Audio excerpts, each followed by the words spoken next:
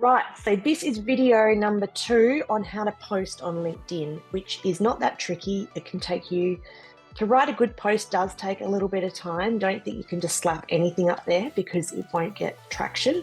But I'm going to give you some tips and tricks on how to actually really get some good stuff out of your posts. So how to post, what I would suggest is you start with a catchy line or a hook. If you don't know what a hook is, just Google it. It's basically a really short sentence or a couple of words. Avoid things like thrilled, honored, excited, inspired, I'm starting a new job, because there is so much of that on the platform right now that everyone just glances over it and keeps going. The reason that first catchy line or that one sentence is really important is because that's the thing that shows up in people's feeds or on their mobile phones. Anything below that and they don't see until they expand that post. So that's a good way to start. Tagging people and organizations is really good to expand your reach and show collaboration. Adding 5 to 7 hashtags is also a good idea, and I'll explain that in a minute when I go back into the LinkedIn page. And if you can add a picture, a photo, a graphic, or a video, then we're visual creatures. It's a scrolling platform. Anything that makes us stop is something we're aiming for. I'm not saying be sensationalist. I'm not saying be controversial. I'm just saying appeal to people's eyeballs and you will get more people stopping.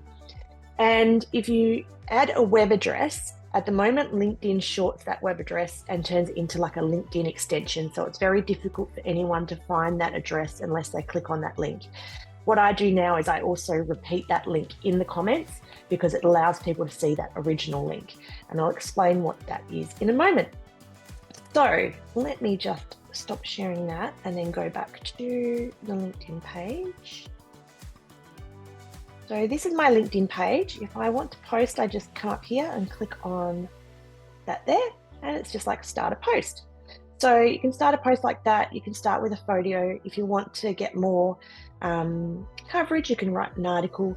You have more words available then, which is why articles are sometimes better. And they can be considered something called evergreen content, which means it might be something that people can go back to over time and you can reuse. So otherwise, if we look at this, and I've got recent here, you can also pick top. LinkedIn generally picks top. I usually switch it to recent when I'm back onto the platform because it just allows me to see stuff that's actually happened recently. And you can see that these are people that I follow, so that's the first contact for me. But then other things that come up could be from a third contact because I'm following this site here, or it could be a second contact because this person who's my first contact follows them. So that's how the algorithm works at the moment. There's also ads in there and sponsored content, which you can get rid of by hitting these top 3 little buttons here. So to start a post, what I would suggest is that you start with something catchy, like probably not a did you know, because everyone writes that, so I should have thought about this sooner. Now I've put myself on the spot. Let me think about this. What should I post about? So I was just at an Australian Science Communicators event with 5 other experts to talk about our careers. So what's the slant on that? What do you call 5 science communicators in a Zoom room together? So you could start with that, or you could go, what is the collective noun for 5 science communicators in a Zoom room together? What does that do? It makes people go, oh, I don't know what that is, or I want to engage with it, or what is this about? Because this is the line that everyone's going to see once it's in the feed. And then from there on, you can type whatever you want to type. So tonight I got to hang with blah, blah, blah, blah, blah.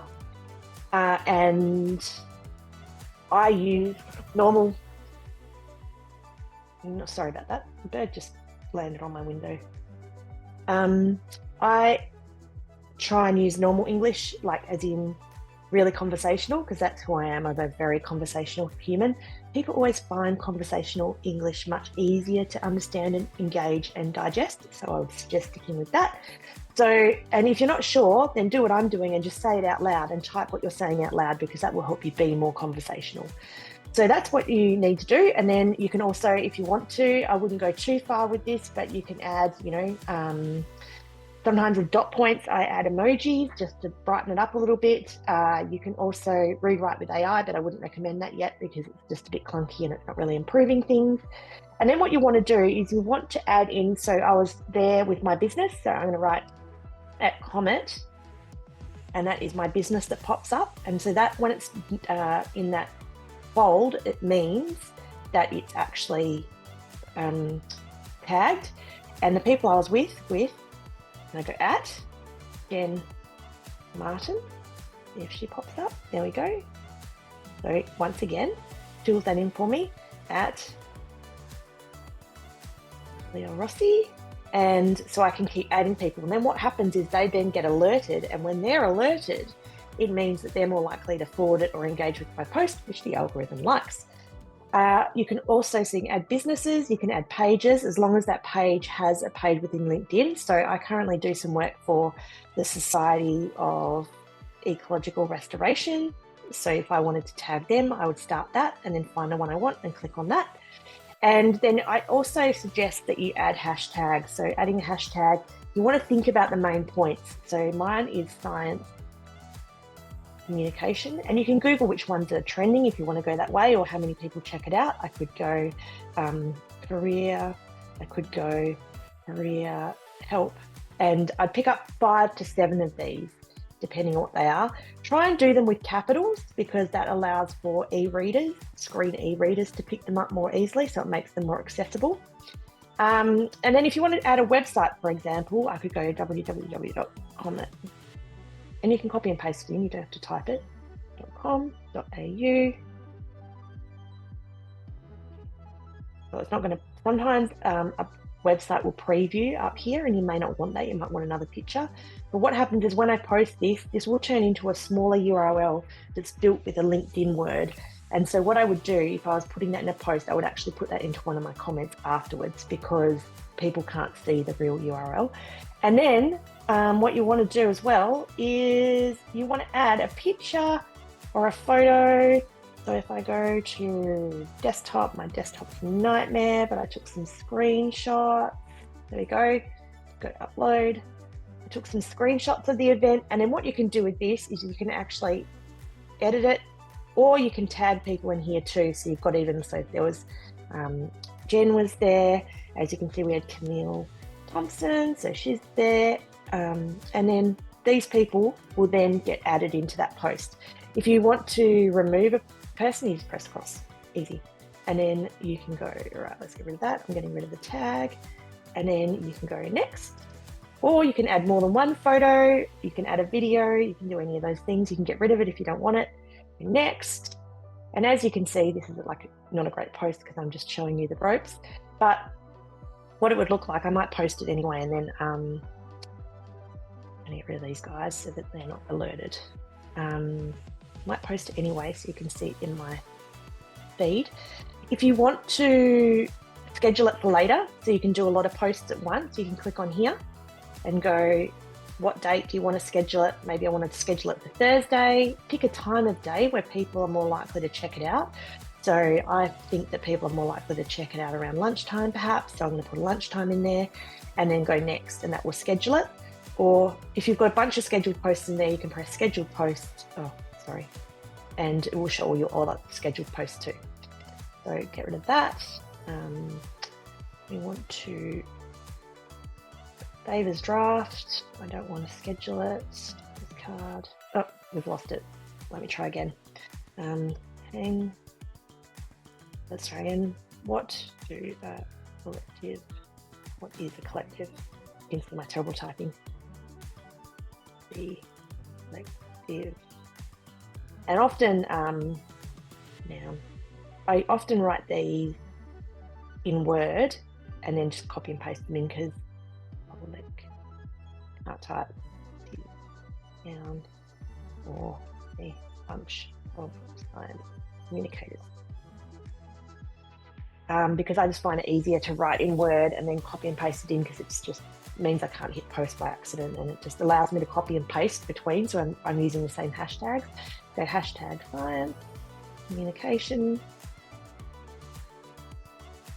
Let's tag in Comm-it. There we go. Add an emoji for funsies. Yay! And then let's add a picture again. Screenshot. Upload. I'm not going to tag anyone right now because I don't want them. And then if I hit post, think about it for a moment, and then, or longer. There we go. If I go new post and click on here, my post should be in there somewhere. And if I can't see it there, because it's not in feed, I can click on here and come down to activity and look at posts. And then that is my post there. Because I'm not loving it, because obviously I've just done it quite quickly, I'm going to actually delete it. So I'm going to go delete post. But also, actually, before I do that, also in there with those 3 dots, you can add in feature. So as I told about that feature in the last message, and I'll show you in a second, you can edit. So if there's something that changes or you find a typo later, which I do all the time, you can edit or you can delete it. You can change who comments and you can change who sees on it. So in this case, I'm going to delete it. And yes, please delete, because that's my real post. It was just me mucking around. If we go back to my profile, so clicking here, I was just talking about if you want to pin a post, it will end up being in your featured section here. And to get rid of those, I can probably just click on that and then go. So this is an old, so I just go remove featured because that was from a few months ago. Let it load back up again. Takes a little while sometimes. Yes, thank you. And hopefully that's gone now. If I go back to here, back to me, looking up here, you can see it's being removed. Then to go back to the feed where I can see everyone else's stuff, I go back to here. And then across the top, you can see my network, which is all the people I've connected with or who want to connect with me. There's jobs, which if you're looking for a job or you're advertising a job is pretty handy. There is messaging, which is like a private messenger, which can be really handy. There's notifications. So here, if we go to notifications, these are the people that have commented and you want to have this on. So especially when you're starting, because you're going to have to set probably a time twice a week where you go in and actively check it before it becomes a habit. If you've got notifications on, it does help you be alerted when you've been added to a comment so that you can respond in a timely way. But that is about it. It's not rocket science. It just takes a little bit of time, a little bit of vulnerability, and it's worth it because the connections you can make, you don't know. And if you're not visible, people can't find you. If they can't find you, you don't get the opportunities that you could potentially have otherwise. So there you go. I hope that's helpful and quick enough for you. If you have any further questions, you know how to find me on LinkedIn now. So send me a message. See you soon.